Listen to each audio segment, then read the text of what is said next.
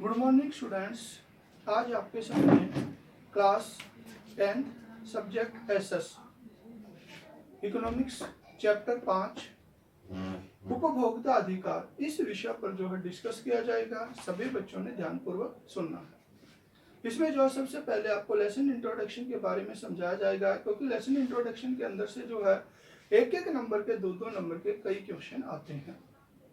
उपभोक्ता जो व्यक्ति किसी वस्तु या सेवा के बदले उपभोग करने के लिए मूल्य चुकाता है। कोई भी व्यक्ति है, कोई भी उपभोक्ता है जो वस्तु का प्रयोग करता है, सेवा का प्रयोग करता है और उसके बदले में मूल्य चुकाता है, पैसे देता है, तो उसे उपभोक्ता कहा जाता है।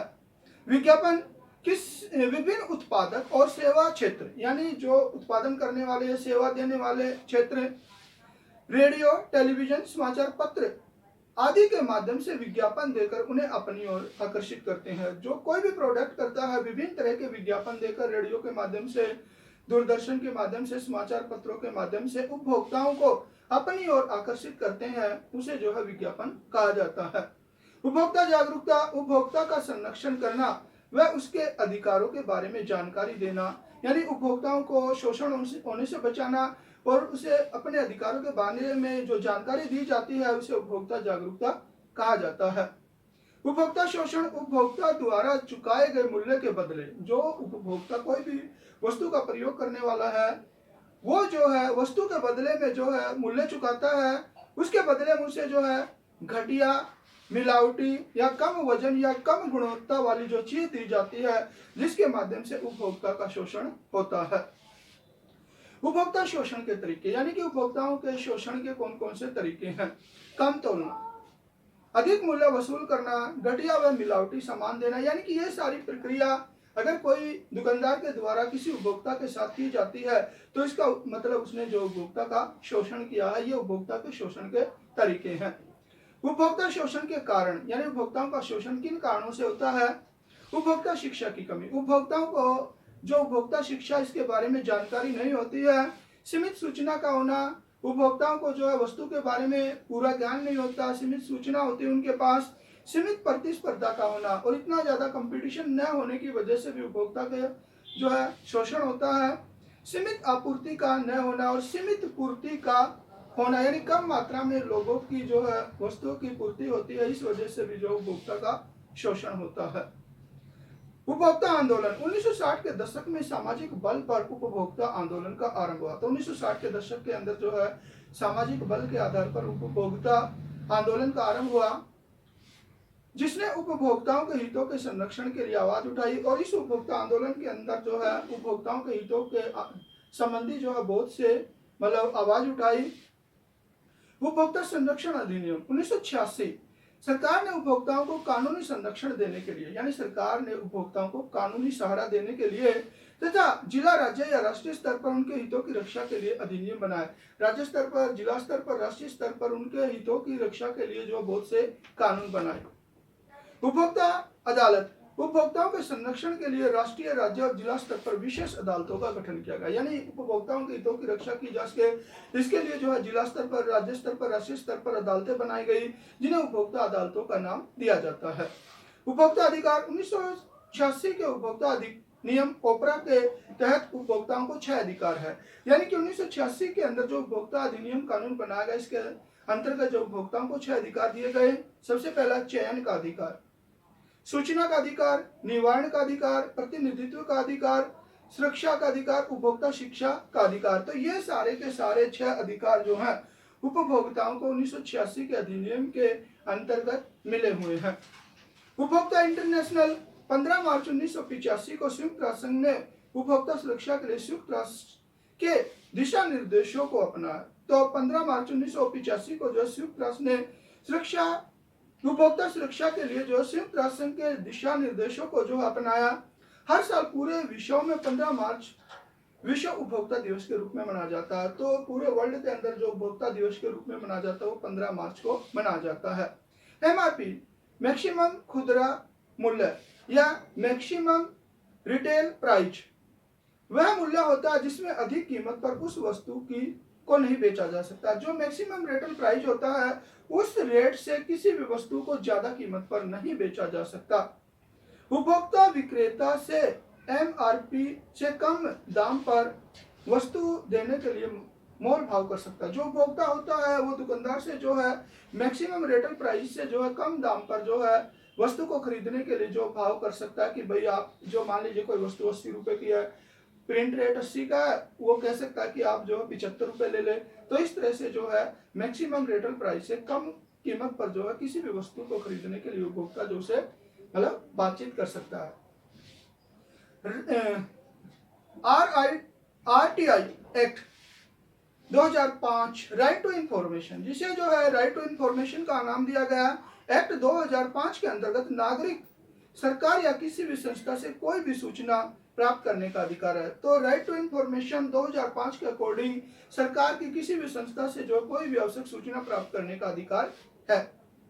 आईएसआई भारत में औद्योगिक उत्पादों की प्रमाणिकता की जांच करने वाली जो है ये संस्था है। एगमार्क कृषि उत्पादों की गुणवत्ता को प्रमाणित करने वाली संस्था जो है एगमार्क कहलाती है। हॉलमार्क आभूषणों की गुणवत्ता पर प्रमाणिकता की मोहर लगाने वाली जो संस्था है वो जो हॉलमार्क है। आईएसओ यह एक अंतरराष्ट्रीय गैर सरकारी संस्था है। तो आईएसओ जो है गैर सरकारी अंतरराष्ट्रीय संस्था है। इसका कार्य उन अंतरराष्ट्रीय समझौतों से जुड़ा हुआ। तो ये जो है वे अंतरराष्ट्रीय समझौते करवाती है जिन्हें अंतरराष्ट्रीय मानकों के रूप में प्रकाशित किया जाता है। इनको जो है अंतरराष्ट्रीय मानकों के रूप में देखा जाता है, मतलब प्रकाशित किया जाता है।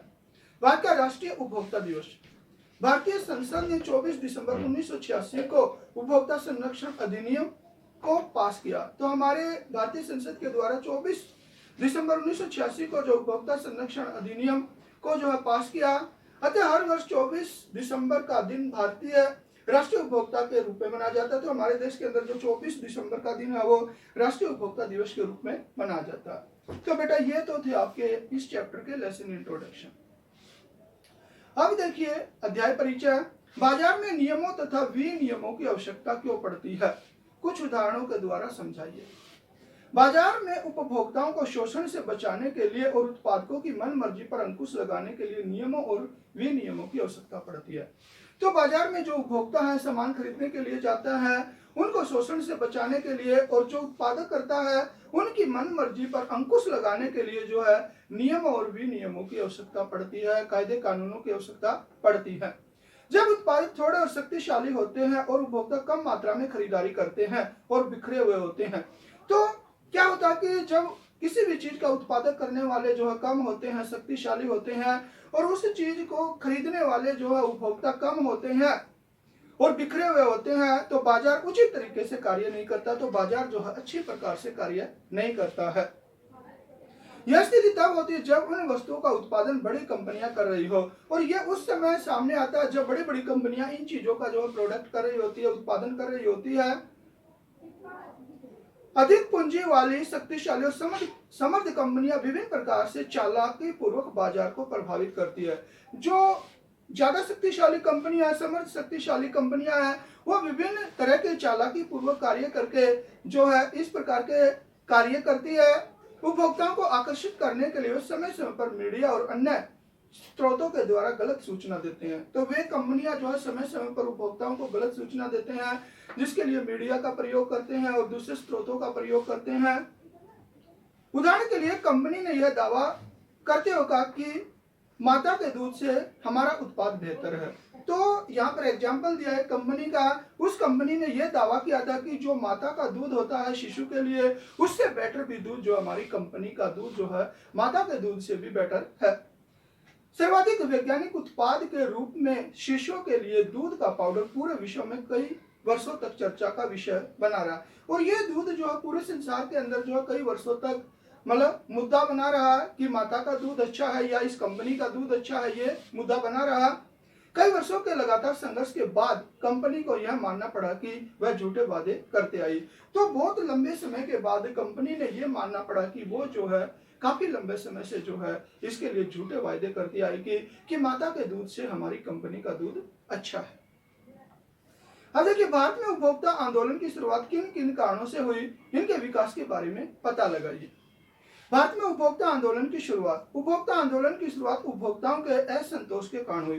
तो जो उपभोक्ता आंदोलन हुआ वो उपभोक्ताओं के असंतोष की वजह से हुआ, क्योंकि विक्रेता कई अनुचित व्यवहारिक तरीकों में सम्मिलित होते थे। क्योंकि जो विक्रेता है वो जो है उपभोक्ताओं के साथ कई अव्यवहारिक जो है व्यवहार सही तरह से व्यवहार नहीं करते थे। बाजार में उपभोक्ताओं को शोषण से बचाने के लिए कोई कानूनी व्यवस्था नहीं थी, और जो उपभोक्ता उनको जो है मतलब उपभोक्ता शोषण से बचाने के लिए जो है कोई भी मतलब नियम कायदे कानून नहीं थे। भारत में सामाजिक बल के रूप में उपभोक्ता आंदोलन का जन्म अनैतिक तथा अनुचित व्यवसाय कार्यों से उपभोक्ताओं के हितों की रक्षा करने और प्रोत्साहित करने की आवश्यकता के साथ हुआ। तो हमारे देश के अंदर जो उपभोक्ता आंदोलन की शुरुआत हुई है वो सामाजिक बल के रूप में अनैतिक तथा अनुचित व्यवसाय कार्यों से उपभोक्ताओं के हितों की रक्षा के जो उपभोक्ता उनके हितों की रक्षा के लिए और प्रोत्साहित करने की आवश्यकता, और उपभोक्ताओं को प्रोत्साहित किया जाए इनके लिए जो है ये उपभोक्ता आंदोलन की शुरुआत हुई। अत्यधिक खाद्य कमी, यानी कि इसके कई कारण हैं, जैसे कि अत्यधिक मात्रा में खाने पीने की चीजों में कमी होना, कालाबाजारी, जमाखोरी, खाद्य पदार्थ और खाद्य तेल में मिलावट, यानी कि इन चीजों के अंदर मिलावट करने से 1960 के दशक में व्यवस्थित रूप से उपभोक्ता आंदोलन का उदय हुआ। तो इन सब चीजों से तकलीफ में होते हुए उपभोक्ताओं के द्वारा जो है सामाजिक बल के रूप में जो 1960 के अंदर उपभोक्ता आंदोलन की शुरुआत हुई। भारत में उपभोक्ता आंदोलन का विकास, तो इसका विकास कैसे हुआ? 1970 के दशक तक उपभोक्ता संस्थाएं बड़े पैमाने पर उपभोक्ता अधिकार से संबंधित आलेख के लेखन और प्रदर्शनी के आयोजन का कार्य करने लगी। तो 1960 से 70 तक आते आते जो उपभोक्ता से जुड़ी संस्थाएं जो है उपभोक्ताओं के अधिकारों से संबंधित आलेख लिखने लगी, और जो है इनसे संबंधित नाटक, प्रदर्शनी इत्यादि का जो आयोजन करने लगी। उन्होंने सड़क यात्री परिवहन में अत्यधिक भीड़ भाड़ और राशन की दुकानों में होने वाले अनुचित कार्यों पर नजर रखने के लिए उपभोक्ता दल बनाए। तो उन्होंने दल बनाए, जो बसों के अंदर जो है भीड़ भाड़ होती है उस समय जो है लोगों के साथ अनुचित व्यवहार किया जाता है, या राशन की दुकानों के अंदर उपभोक्ताओं को जो है अच्छी तरह से सामान नहीं दिया जाता है।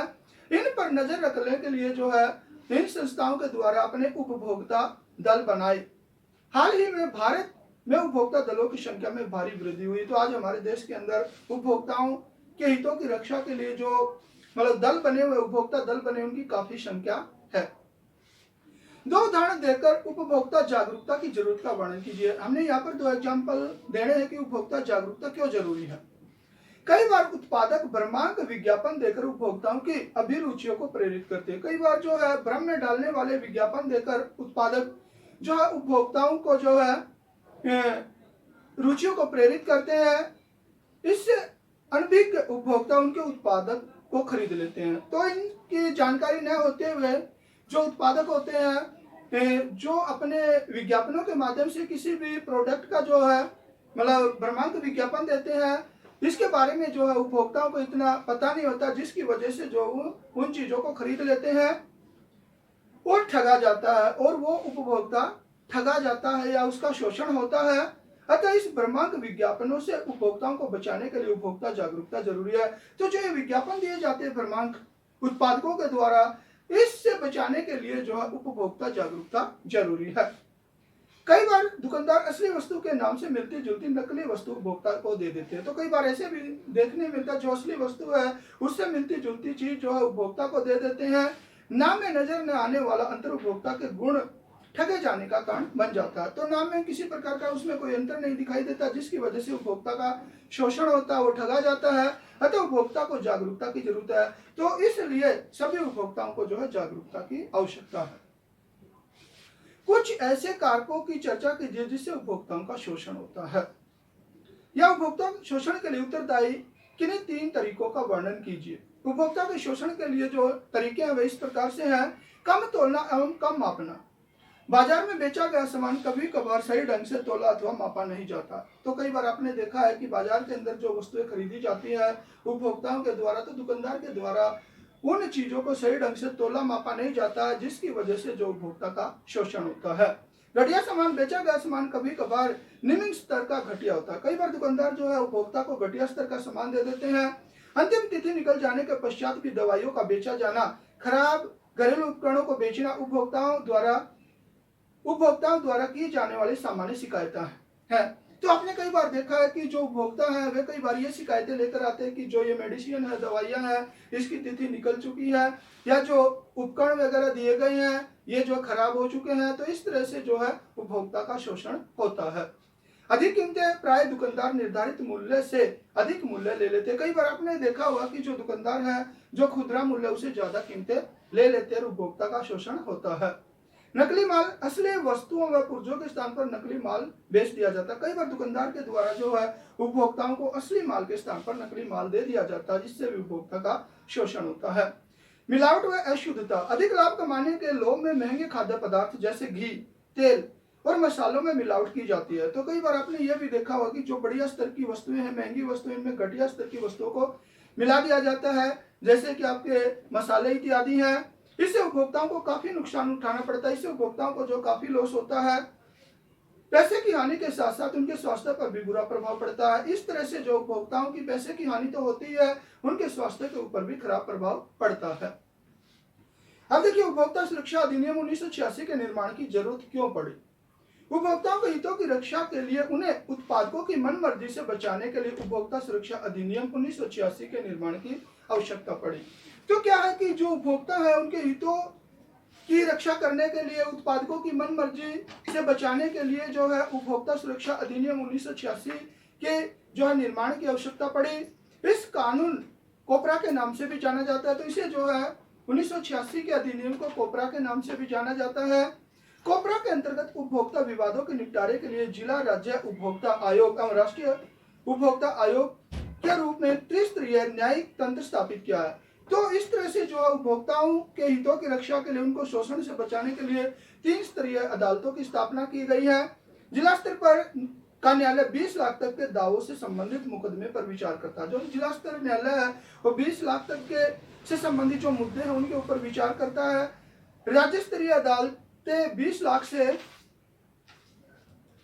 अधिक एवं 1 करोड़ तक, यानी जो राज्य स्तरीय अदालतें 20 लाख से 1 करोड़ तक के दावों से संबंधित मुकदमों को सुनती हैं, और राष्ट्रीय स्तर की अदालतें 1 करोड़ से ऊपर की दावेदारी से संबंधित मुकदमों को देखती है। जो राष्ट्रीय स्तर की अदालतें हैं वे जो 1 करोड़ रुपए तक के मामलों को देखती हैं। यदि कोई मुद्दा जिला स्तर के न्यायालय में खारिज कर दिया जाता है तो उपभोक्ता राज्य स्तर के न्यायालय में और उसके बाद राष्ट्रीय स्तर के न्यायालय में भी अपील कर सकता है। अगर मान लीजिए किसी उपभोक्ता के द्वारा जिला स्तर पर जो है मुकदमा डाला गया है और उसके मुकदमे को वहां पर खारिज कर दिया जाता है, जिससे उपभोक्ता संतुष्ट नहीं है, तो वो जो है राज्य लेवल पर भी, उसके बाद राष्ट्रीय लेवल पर भी जो अपना मुकदमा ले जा सकता है। अब देखिए, आपका अपने क्षेत्र के बाजार में जाने पर उपभोक्ताओं के रूप में आपके कुछ कर्तव्यों का वर्णन कीजिए। तो हमारे देश के अंदर जो उपभोक्ता उसके भी कुछ कर्तव्य हैं। अपने क्षेत्र के बाजार में जाते समय उपभोक्ताओं को निम्नलिखित कर्तव्यों का पालन करना चाहिए। उपभोक्ता का यह कर्तव्य है कि वह BIS या ISI मार्क एवं एक मार्क की वस्तुएं ही खरीदे। तो सबसे पहला उपभोक्ता का यह कर्तव्य कि वो ISI मार्क वाली वस्तुएं ही खरीदे तथा वस्तु की खरीद के समय बिल और गारंटी